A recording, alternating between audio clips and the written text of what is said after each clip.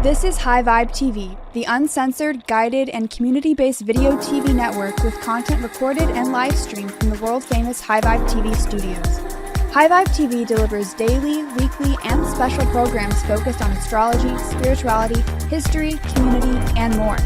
This is not your run-of-the-mill astrology and tarot. This is the future of spirituality, illuminating new ways the collective can step into the dawning of this exciting new dimension. The highest vibe is truth, and the truth always prevails. Download our awesome app on the Apple and Android stores so you don't miss our notifications, with special spiritual insights curated to the energy of the universe. Search for us on your TV with our exciting TV apps on Apple TV and Roku. Catch our vibe on your computer, where you can join in on the live chat with our amazing community and blog. Watch spirituality like you've never seen before. Download our apps or go to highvibe.tv. Subscribe now. It's not like we're not privy to having to be a little bit more patient for the world to change for us. I think it's much more of, well, yeah, we need to understand what we're laying down. And with Venus and Jupiter, with Chiron there, we don't want to do stuff that's going to be so weird, which Chiron and Aries to me would be kind of like a situation of fear and loathing in Las Vegas, where it's like, yeah, we're going to do this. We're going to rent the car. We're going to go. We're going to go. We're going to Vegas. We're going to do this. And then it's like, he's supposed to go take pictures of a fucking motorcycle rally. And of course, he doesn't even remember being there because he's so fucked up on drugs and all the things that happened there. It's one of those moments to where you just don't want to get like intoxicated right now. And I don't know why my guides keep showing me, but it's like the carrot that keeps being dangled in front of you, without realizing the repercussions of like what's real. I think the best way to answer is, what is actually pulling me towards these carrots? Because with the sun trining the south node this week, it's really easy to kind of like start to believe in the mysticism of your own capability of drawing things in and following the law of attraction bullshit. It's all bullshit, by the way.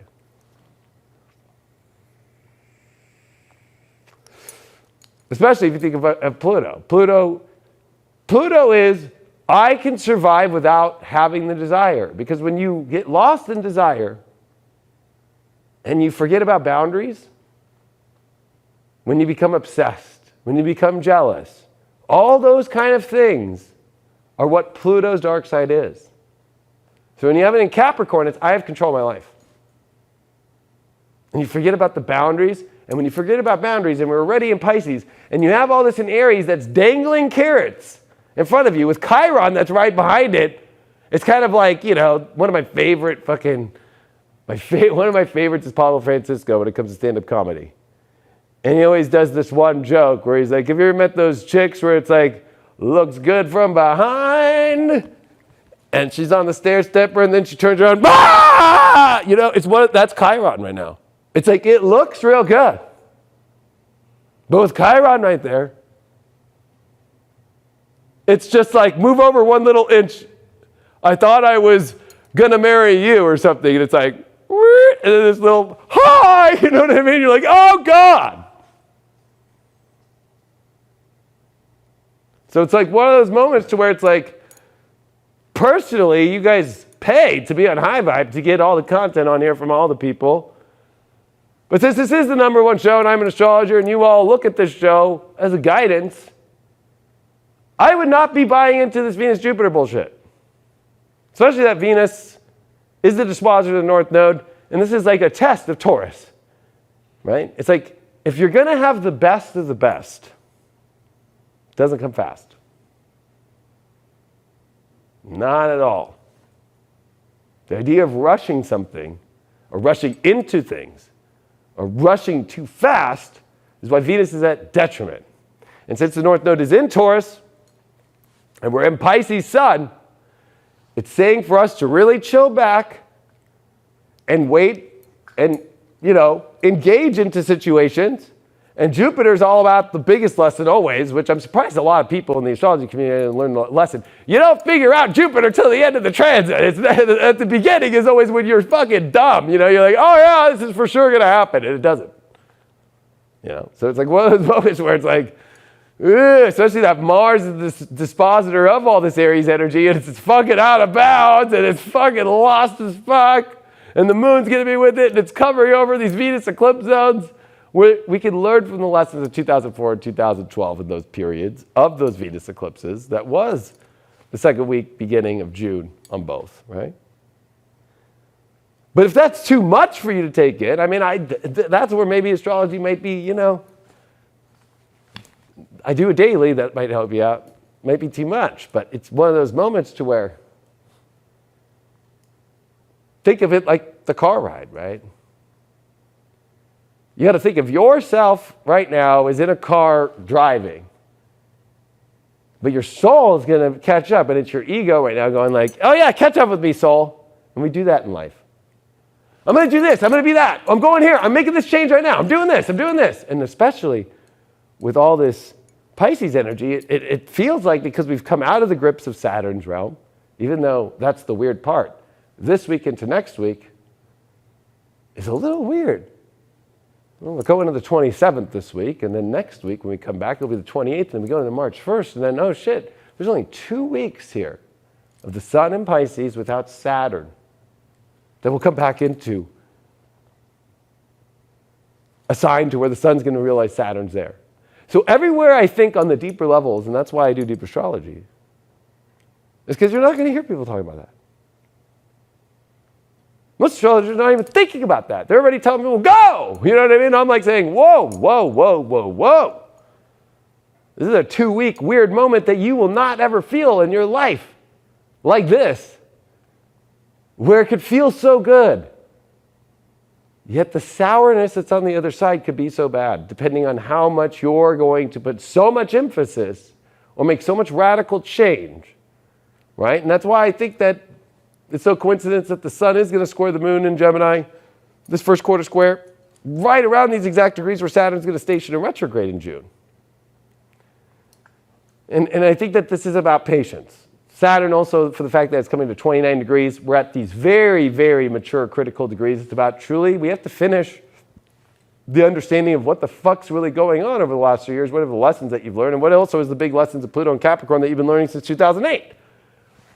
They haven't given their final report. It's almost like if you think of everything we've seen in the government over all the years, like the Mueller report, right? It's like, well, we don't know until the Mueller report's done. It's like, well, I'm just going to say that it's going to be this way, or he did it, or she didn't do it, or da-da-da, and just start going off and driving in your ego car for Jupiter, Venus glory. And we all know that Zeus, when he runs rampant, especially in the ego, can be very difficult. And with Venus being there too, you know, both of them are going to meet together and be like, yes! At the same time, though, they got Chiron. And they're going to meet after that.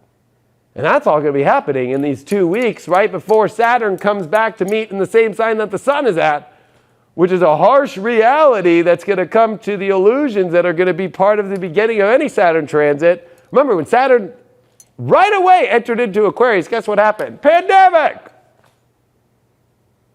Lockdowns!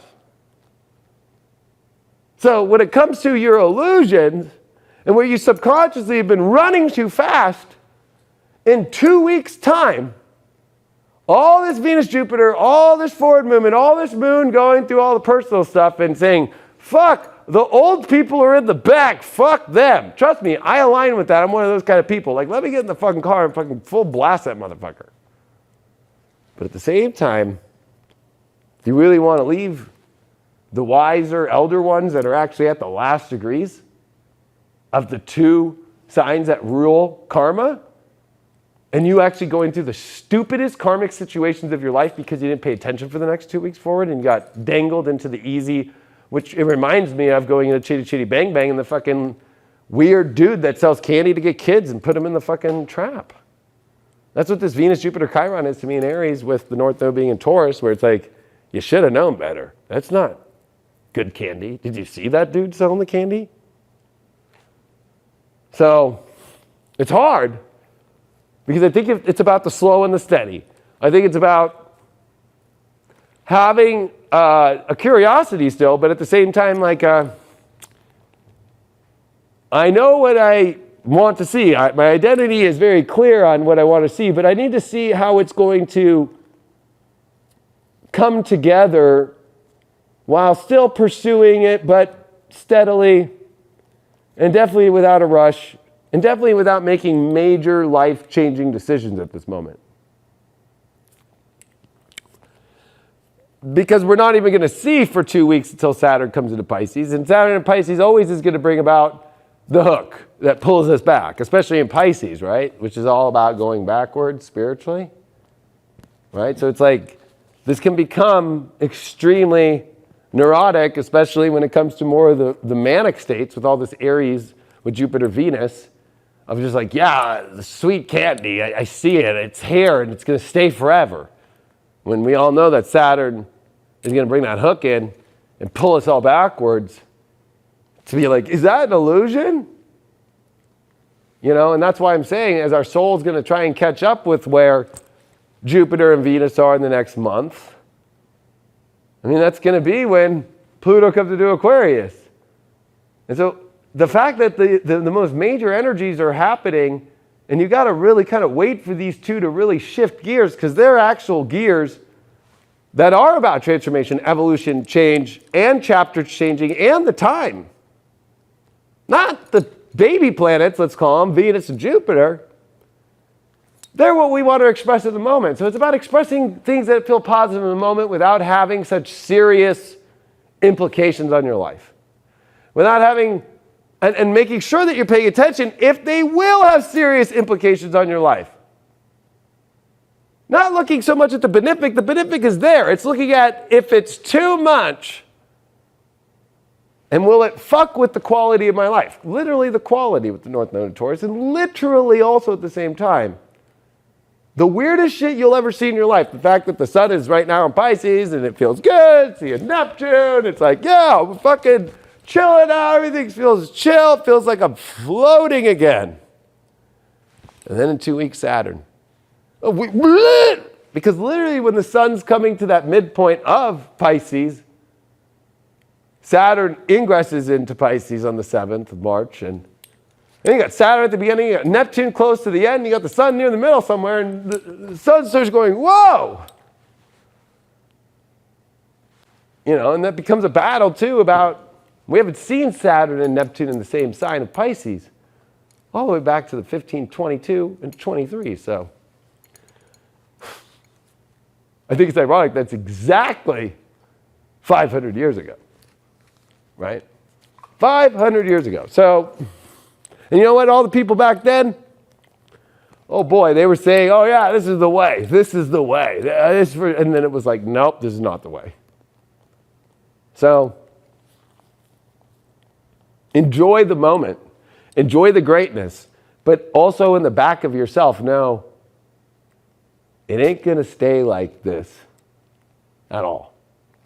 If there's one thing I've learned in astrology, with dealing with the Pisces energy or the 12th house, or even understanding Pluto transits and Saturn ingress transits, which both these two are pretty extreme that they're at 29 together. That's pretty odd. It's not normal. Just even think about back in 2008, right? It was like, yeah, Pluto went into Capricorn, but that was out Saturn in Virgo still, and we were waiting for it to come into Libra, and it did come into Libra until 2009. So to see Saturn and Pluto at 29 degrees at the same time.